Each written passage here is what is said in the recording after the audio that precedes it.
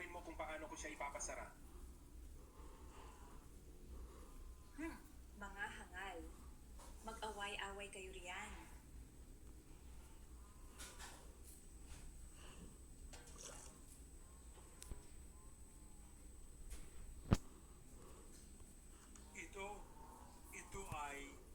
Ito ay ang Baidu Needle. Mariskalong, marunong po talaga kayong gumamit nito. Tama. Nailigtas natin si Yun-Er. Malaki ang naitulong mo. Dapat kang gantimpalaan. Ang lihim na teknik na ito ay ituturo ko sa iyo. Totoo ba? Handa mo ba ang Mariskalong na ituro sa akin ang Baidu Needle?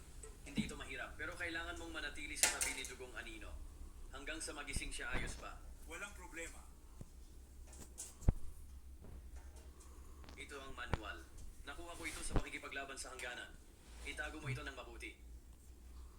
Ito, tunay ngang isang pambihirang lihim na teknik. Kahanga-hanga talaga. Maraming salamat sa turo. Mula ngayon ay susunod ako sa Mariskalong. Dugong Anino. Nahirapan ka ng husto. Ayoko pumunta. Papa Mama, ayokong samahan si Guda Orong. Hindi sasama. Sige, huwag kang sumama. May utang pa kayong $5 million sa pamilya Suko. Ibayad mo na yan na yun. $5 million? Ang account ng kumpanya natin ay wala man lang $1,000,000. Saan ako kukuha ng $5 million? Huwag ninyong sabihin hindi ko kayo tinutulungan. Sabi ni Senyorito Blue. Basta't sasamahan siya ni Suyon, hindi problema ang $5 million. Bago bukas ng gabi, man sa dalawa, bayaran agad ang $5 million. O kung hindi, hayaan si Suyon. Nasamahan si Senyorito Blue.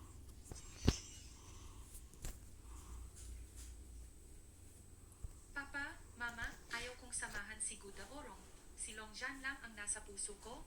Tungkol naman sa pera, mag-isip tayo ng paraan, okay? Huwag kang mag-alala, hindi iyan gagawin ni na Papa at Mama. $5 million iyon. Saan tayo kukuha ng $5 million? Naniniwala ka ba talaga na mas malakas si Longjan kaysa kay Senyorito Gu? Paano mangyayari iyon? Laganap ang impluensya ng pamilya Gu sa Tiangdu kung hindi lang sila lumipat sa kabisera. Noong gabi ng welcome banquet, siguradong ang pamilya Gu ang sikat. Isang mahirap na bata lang si Longjan. Ano ba ang magagawa niya? Sa tingin ko, sumunod na lang tayo sa Agos. Lasingin muna natin si Suyon at dalhin siya sa kama ni Senyorito Gu. Kapag huli na ang lahat, siguradong maghihiwalay din silang dalawa. Sige, iyon na lang ang magagawa natin.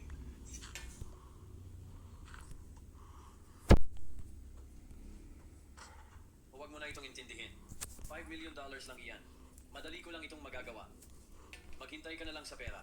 Asawa, bumalik ka agad, ha? Anak na babae, uminom ka muna bago matulog. Salamat, Mama.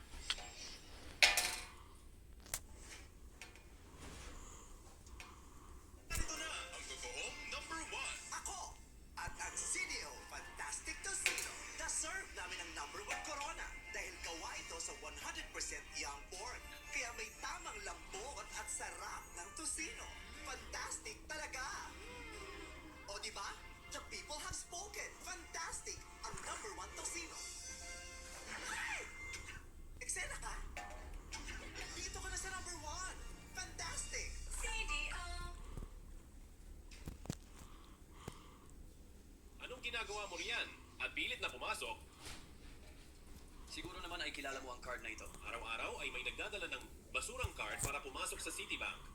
Sa itsura mong hampas lupa, karapat-dapat ka bang pumasok sa Tiandu na pinakasikat na Citibank? Anong ingay ito? Baka isipin ng mga kliyente na palengke ang lugar na ito. Manager Zhang, ang lalaking ito ay may basurang card.